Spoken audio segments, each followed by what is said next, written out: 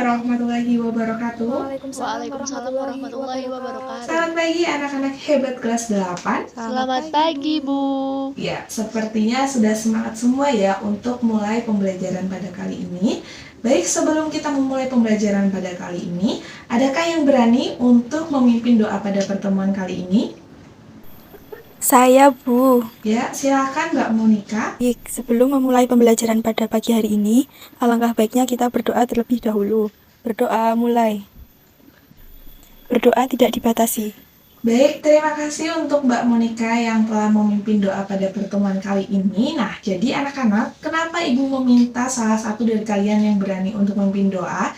Karena Ibu minta harapannya untuk kedepannya kalian itu telah siap untuk menjadi pemimpin. Sehingga tanpa kita menyuruh kamu menjadi pemimpin, nantinya kalian itu sudah siap untuk memimpin apapun hal itu. Seperti itu ya anak-anak. Nah, untuk hari ini, apakah ada yang tidak masuk? Nihil, Bu.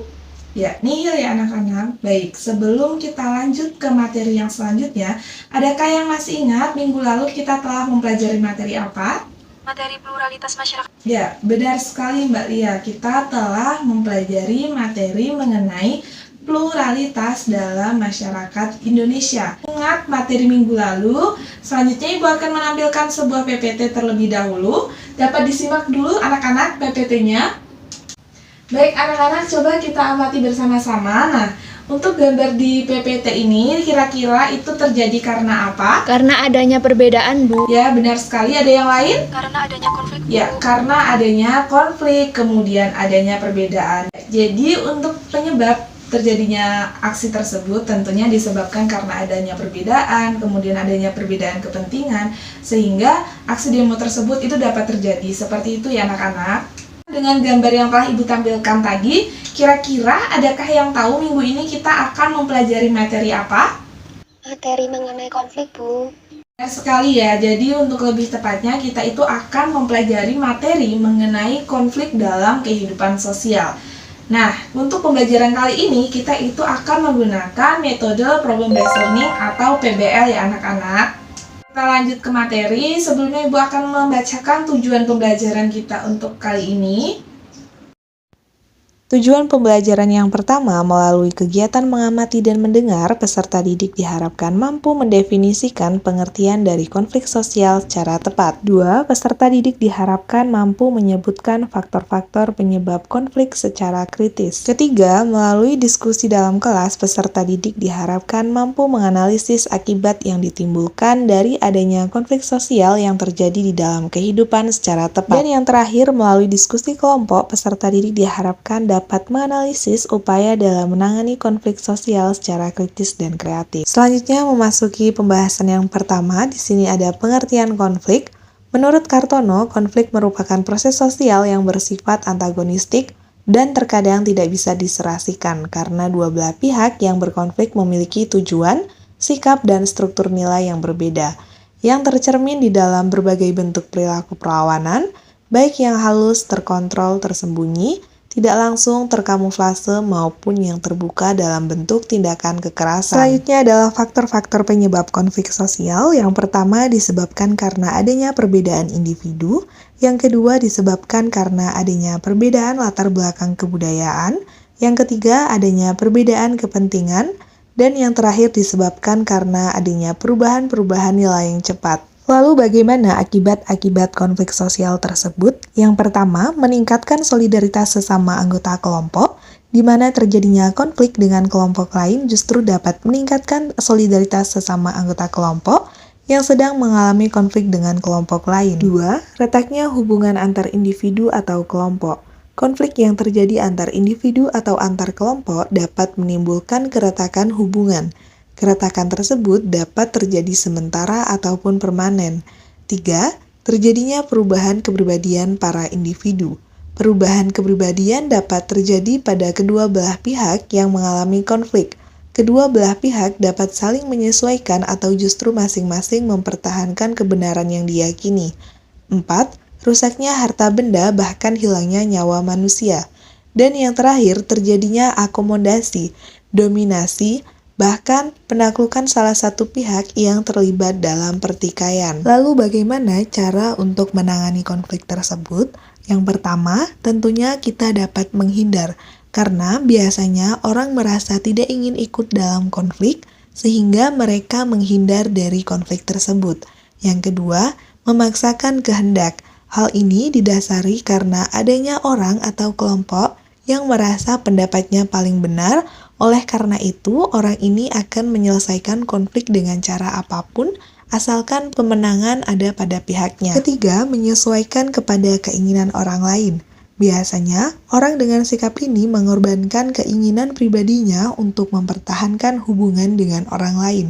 Yang keempat, tawar-menawar, di mana tawar-menawar merupakan suatu penyelesaian yang merujuk kepada toleransi antar individu atau kelompok.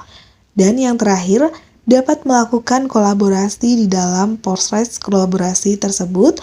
Kedua belah pihak yang mengalami konflik saling mengurangi ketegangan untuk mencari pemecahan masalah. Baik, selanjutnya Ibu akan menampilkan sebuah video. Nah, untuk videonya ini, untuk anak-anak semua dapat mengamati ya, agar nantinya ketika Ibu menanyakan, kalian dapat menjawab dengan tepat. Seperti itu ya anak-anak. Kuari yang rencananya digunakan untuk pembangunan bendungan Bener kembali ditolak warga desa Wadas, Kecamatan Bener, Kabupaten Purworejo, Jawa Tengah. Mereka beralasan penambangan dianggap menghilangkan mata pencaharian sebagian besar warga. Tak hanya itu, penambangan ini merusak lingkungan yang dapat mengancam keselamatan nyawa warga desa dan sekitarnya. Dikutip dari Kompas.com pada Rabu 9 Februari 2022, seorang warga desa Wadas bernama Siswanto, 30 tahun, mengungkapkan perbukitan Wadas termasuk daerah penyangga Bedah Menoreh. Diketahui Bedah Menoreh adalah kawasan yang rawan terjadinya bencana, terutama tanah longsor. Hal itu sudah tercantum dalam Rencana Tata Ruang Wilayah atau RTRW Kabupaten Purworejo, sehingga perbukitan Wadas tidak bisa dijadikan lokasi penambangan. Namun Siswanto menyesalkan adanya perubahan RTRW tersebut di mana kawasan Wadas diizinkan untuk dilakukan penambangan. Baik, sudah diamati semua anak-anak videonya? Sudah, Bu. Selanjutnya, Ibu minta anak-anak dapat mencari atau memberikan pertanyaan terkait video yang telah Ibu tampilkan tadi. Apa permasalahan yang terjadi dalam tayangan video tersebut?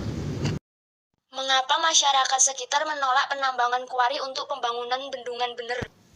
Siapa saja yang terdampak akibat dari adanya pembangunan bendungan Bener?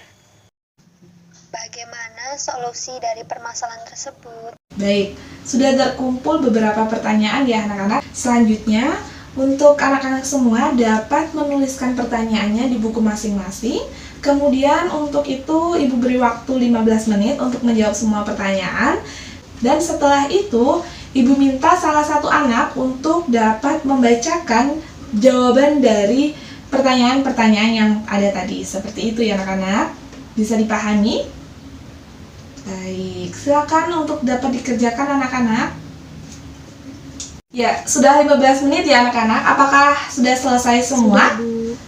Ya, jika sudah, siapa yang berani untuk mempresentasikan atau membacakan hasil jawabannya? Saya, Bu. Ya, Mbak Eli silakan. Baik, Bu. Terima kasih atas waktunya. Saya di sini akan menjawab beberapa pertanyaan yang telah ditanyakan oleh teman-teman tadi.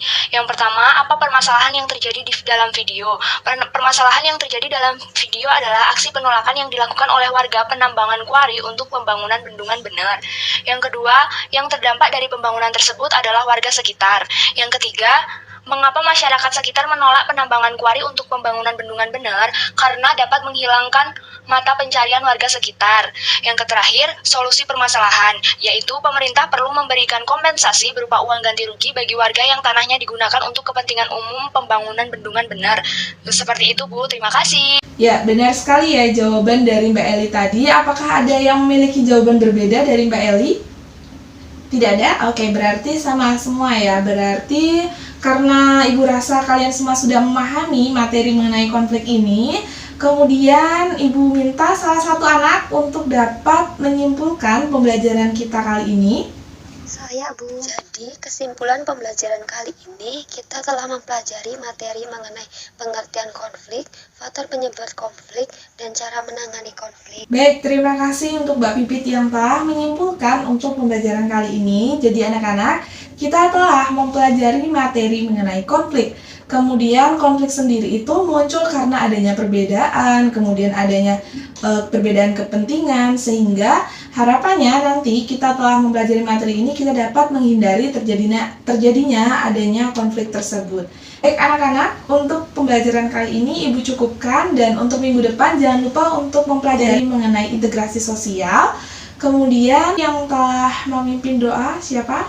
Ya, Mbak Monica dapat untuk menutup kembali pembelajaran kita kali ini. Silakan Mbak Monica. Baik teman-teman, sebelum mengakhiri pembelajaran, alangkah baiknya kita berdoa. Berdoa mulai. Berdoa tidak dibatasi. Baik, terima kasih kepada Mbak Monica yang telah memimpin doa penutup pada pembelajaran kali ini. Dan terima kasih juga kepada anak-anak kelas 8 yang tentunya sangat hebat, sangat semangat untuk mengikuti pembelajaran Ibu kali ini.